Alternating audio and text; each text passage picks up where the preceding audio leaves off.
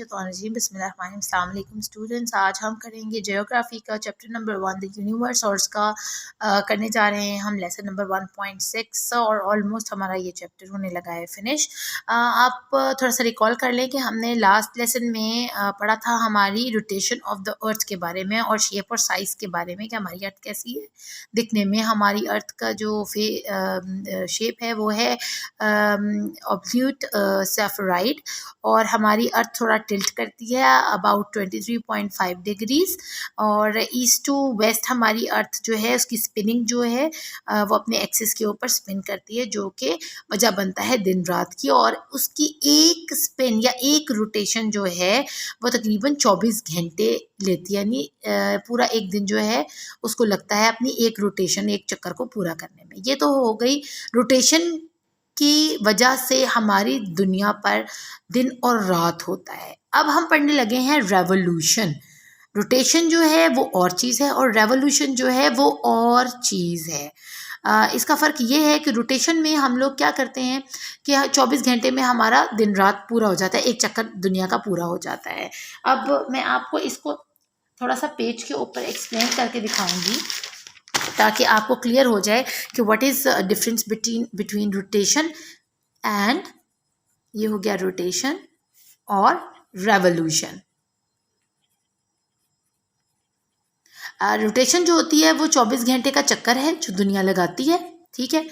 और इसमें हमारे क्या होता है, डे और नाइट आता है, इसको हम बोलेंगे रोटेशन, ठीक है। ये थोड़े से टाइम की होती है, यानी 24 घंटे में वो एक दुनिया जो है अपना इस तरह से चक्कर पूरा कर लेती है, ठीक है। ये सब जगह बीच में हमारी अर्थ बनी हुई है, ये हमारा एक चक्कर है जो उसने पूरा कर लिया है। अब रेवोल्यूशन क्या है, ये अपने रोटेशन हमेशा वो अपने एक्सिस पर कर रही होती है, ठीक है। लेकिन रेवोल्यूशन क्या है, अपने एक्सिस पर घूमते हुए इसके अलावा वो इस वाले मैदार के ऊपर भी घूम रही होती है। एक ऐसा रोड मैप अल्लाह ने उसको दिया हुआ है, ये बीच में सन है और ये उसका एक मैदार है, एक चक्कर अल्लाह ने ऐसा बनाया हुआ है जिसके ऊपर वो सफ़र कर रही होती है। वो साथ साथ घूम भी रही है और साथ साथ आगे को भी बढ़ती जा रही है, देखिए आगे बढ़ती जा रही है, ये देखिए ऐसे, ठीक है, ये आगे बढ़ती जा रही है। इसका जो यहाँ से आगे बढ़ना है वो कहलाता है रेवोल्यूशन और उसको यहाँ से लेकर पूरा चक्कर लगाकर वापस यहाँ आने तक तकरीबन 365 डेज लगते हैं, यानी पूरा साल लगता है उसको अपनी रेवोल्यूशन को कंप्लीट करने के लिए।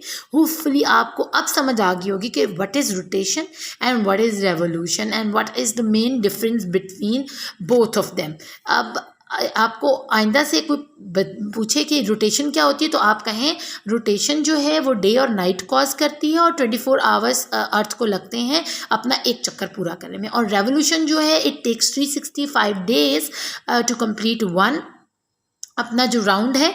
और इसमें हम क्या एक्सपीरियंस करते हैं, इसमें हम सीजन्स को एक्सपीरियंस करते हैं, यानी स्प्रिंग, ऑटम और अदर जो हमारे समर और पीछे क्या रह जाता है, विंटर, ठीक है। ये 4 सीजन्स हैं जो हम एक्सपीरियंस करते हैं रेवोल्यूशन में। और रोटेशन में क्या एक्सपीरियंस करते हैं, डे एंड नाइट। अब आपको अच्छे से इसका फ़र्क पता चल गया होगा। अब हम यहाँ पर चलते हैं।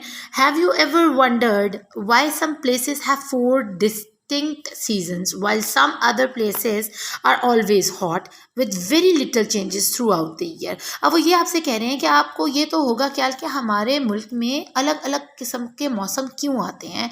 और मौसम आपको पता है 2 से 3 महीने का उसका वो पीरियड होता है। जैसे ये इसमें स्प्रिंग दिखाई हुई है, स्प्रिंग 1, 1.5, 2 में 3 महीने की होती है। फिर समर आता है, वो भी 2, 3, 4, 5 महीने का भी अक्सर होता है। फिर उसके अंदर उसके बाद ऑटम आ जाता है और फिर विंटर आ जाता है। तो उन्होंने कहा ऐसा क्यों है। और कुछ ऐसी जगह हैं कि जहाँ पर 6-6 महीने गर्मी रहती है और या सारा साल गर्मी रहती है या सारा साल सर्दी रहती है, ऐसा क्यों है। If you look closely at these places you will see that places located further from the equator experience the 4 seasons whereas the places nearer the equator do not have the 4 seasons. What causes this differences? अब आपने दूसरी बात जो revolution में याद रखनी है वो ये है कि अब क्या चीज़ वेरी कर रही है, सीजन्स को लाने में 4 सीजन्स, और सेकंड बात जो उन्होंने की है वो है 1 सीज़न। ठीक है, वो कोई भी हो सकता है, गर्मी भी हो सकती है, सर्दी भी हो सकती है। अब जो 4 सीजन्स हैं वो वाली कंट्रीज एक्सपीरियंस कर रही हैं जो कि फार हैं, दूर हैं सन से। ठीक है, ये मैंने सन बना दिया एक गंदा सा। और जो 1 सीज़न वाली हैं वो क्या हैं, वो हैं नियर, पास हैं सन के। ठीक है, अब आपने ये ध्यान में रखना है कि अब इफ़ेक्ट क्या हो रहा है रेवोल्यूशन का, जो तो नज़दीक हैं सन के, यानी जो इक्वेटर के पास है, ये हमारी अर्थ है, और ये जो आधी लाइन है, ये सेंटर जो है उसको हम इक्वेटर बोलते हैं। ठीक है, और ये है हमारा नॉर्थ पोल और साउथ पोल, और ये फार है फ्रॉम द सन। अब देखें सन की डायरेक्ट लाइट इसको पड़ रही है ना, इक्वेटर को, और नॉर्थ को ज़रा दूर से जाके लाइट जाती है, और साउथ में भी ज़रा दूर से जाके लाइट जाती है। इसलिए जो इन एरियाज़ में कंट्रीज़ हैं वो 1 सीज़न को इंजॉय कर सकती हैं, लेकिन जो इक्वेटर के बिल्कुल पास कंट्रीज़ हैं, जैसे हमारा एशिया है और चाइना वगैरह है, यहाँ पर हैं वो, और यहाँ अंटार्कटिका और दूसरे हैं, आर्टिक और अंटार्कटिका वगैरह हैं, तो वहाँ पर एक ही सीज़न होता है, सिर्फ ठंड ही होती है वहाँ पर।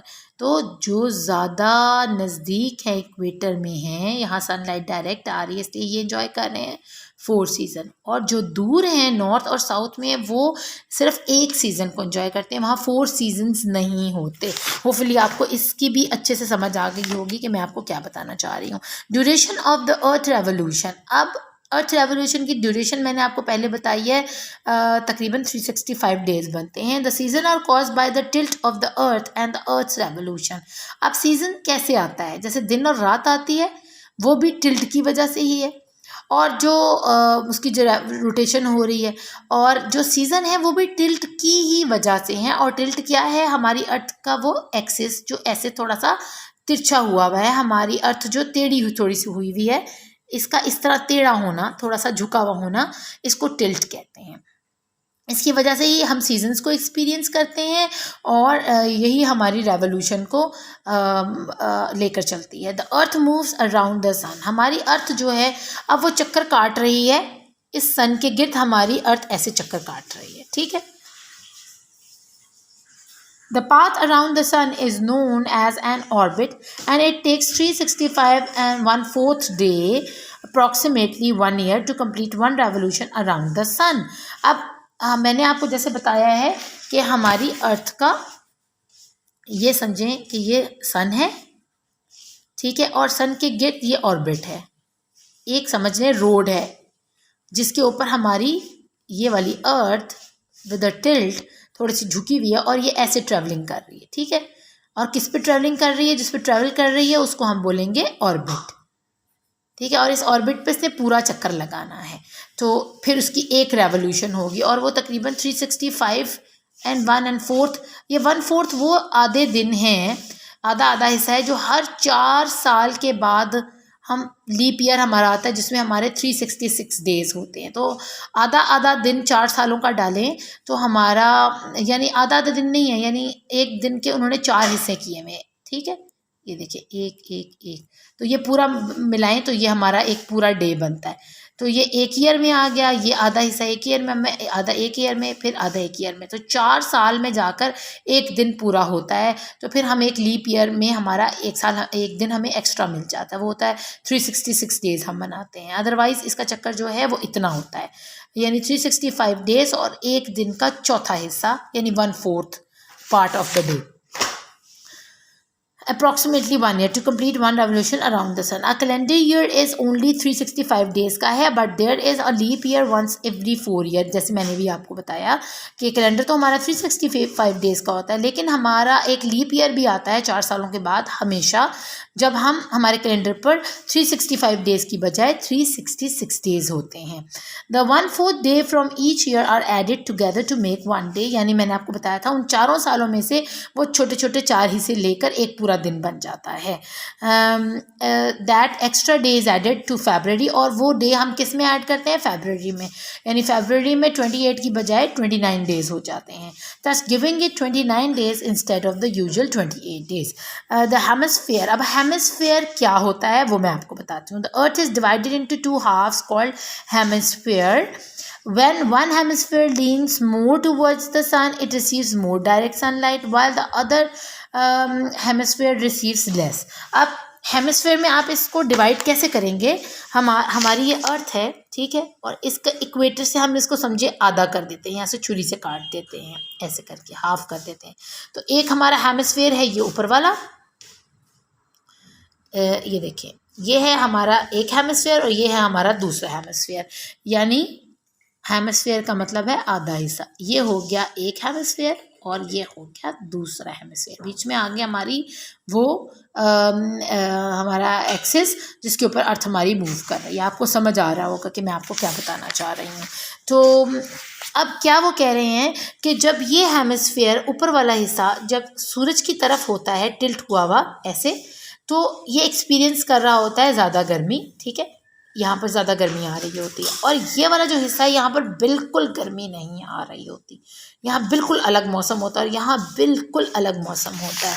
इसको मज़ीद अच्छे से जो हम एक्सप्लेन करेंगे वो है हमारी ये पिक्चर, जो इसको अच्छे से एक्सप्लेन कर रही है, जिसमें हमारे सीजन्स और बाकी चीज़ें उन्होंने अच्छे से बताई नहीं है। यानी आप देखें यहाँ ये हमारी अर्थ टिल्ट कर रही है, यहाँ पर देखें कितनी रोशनी पड़ रही है निचली साइड पे।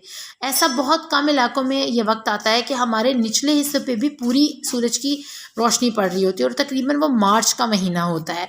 और जो साउदर्न एरिया में समर आता है वो कब आता है, ये देखिए, सॉदर्न एरिया में ऑटम है और यहाँ पर नॉर्दर्न एरिया में स्प्रिंग चल रहा है। ये सिर्फ इसकी सूरज की रोशनी पहुँच किस तरह रही है वो आप देखें। और यहाँ पर देखें हाफ है, तो यहाँ पर हमारे साउथ की साइड पे समर चल रहा है और नॉर्थ की साइड पर विंटर चल रहा है, यानी एक ही अर्थ के ऊपर दो सीज़न अलग अलग चल रहे हैं, और ये दिसंबर के महीने में हो रहा है। सितंबर में हमारी अर्थ की पोजीशन जो है वो सन के कुछ इस तरह होती है, ठीक है, ये देखें, और इसमें हमारे पास यहाँ स्प्रिंग आ रहा होता है और यहाँ नॉर्थ की साइड पे ऑटम चल रहा होता है, ये सितंबर का महीना है।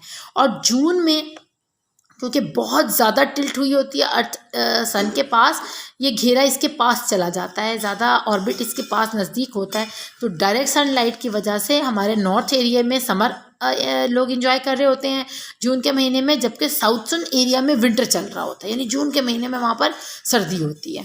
तो ये है हमारी रेवोल्यूशन और हमारे हेमिस्फेयर का आधा आधा हिस्से का वहाँ होना, पोजीशन पे होना facing sun. Both hemispheres are divided by an imaginary line across the center of the earth called equator। और हम इसको आधा कैसे कर सकते हैं, इसके अंदर ये हम इमेजिनरी लाइन खींचकर इसको आधा कर सकते हैं, जो कि इक्वेटर कहलाता है। Sunlight falls on the surface at an angle. It is spread over larger area, so the sunlight is less intense and less hot. In figure 1.9b, sunlight falls directly on the surface. It is more intense and hotter as it is more concentrated on a spot. अब आप देखें यहाँ पर indirect sunlight और direct sunlight का फ़र्क उन्होंने आपको बता दिया है कि अगर आप इक्वेटर के पास हैं तो आपको डायरेक्ट सनलाइट मिल रही है, अगर आप नॉर्थ साइड पर हैं, नॉर्थर्न पोल में हैं या साउदर्न पोल की तरफ हैं, तो फिर आपको कैसे लाइट मिलेगी, थोड़ी सी ऐसे होकर, ठीक है ना, वर्टिकल हो जाएगी। और यहाँ आपको दूर से आ रही है लाइट, टाइम लग रहा है उसको लाइट को पहुँचते हुए, तो ठंडी हो गई है यहाँ तक सनलाइट आते। जो डायरेक्ट आपको सरफेस एरिया को टच कर रही है, यानी यहाँ पर इक्वेटर पे देखें ना, डायरेक्ट सनलाइट आ रही है और बहुत छोटी लाइन है ये, तो यहाँ बहुत गर्मी, यानी यहाँ से हमारा इक्वेटर इससे नज़दीक है, अपनी बल्जी शेप की वजह से, इस गोलाई की वजह से यहाँ देखें धूप ज़्यादा जल्दी पहुँच जाती है, और यहाँ धूप ज़रा दूर से जाके पहुँचती है, इसलिए ठंडी होकर पहुँचती है। तो अब आपको समझ आया होगा कि जो डायरेक्ट सनलाइट है वो इक्वेटर वाले एरियाज़ में है, यानी इस एरिया में जो कंट्रीज़ हैं, इन लैंड्स पर जो कंट्रीज़ हैं उनको ज़्यादा गर्मी मिल रही है और यहाँ पर 4 सीजन्स को इंजॉय कर रहे हैं। अदरवाइज़ जो इनडायरेक्ट सनलाइट ले रहे हैं, ज़रा थोड़ी सी तिरछी सनलाइट ले रहे हैं, वो हमारे साउदर्न में भी हैं और हमारे नॉर्दर्न में भी हैं, तो वो तकरीबन वहाँ पर सिर्फ एक ही मौसम को एंजॉय कर रहे हैं, विच इज़ विंटर। और यहाँ देखें आपको हर तरह का मौसम देखने को मिलेगा। यहाँ बहार भी आ जाती है, यहाँ सर्दी भी होती है, यहाँ गर्मी भी होती है, यहाँ पर ऑटम भी है। तो आप होपफुली इसकी अच्छे से समझ आ रही होगी। You see that the places near the equator receive sunlight more directly than places further away from the equator.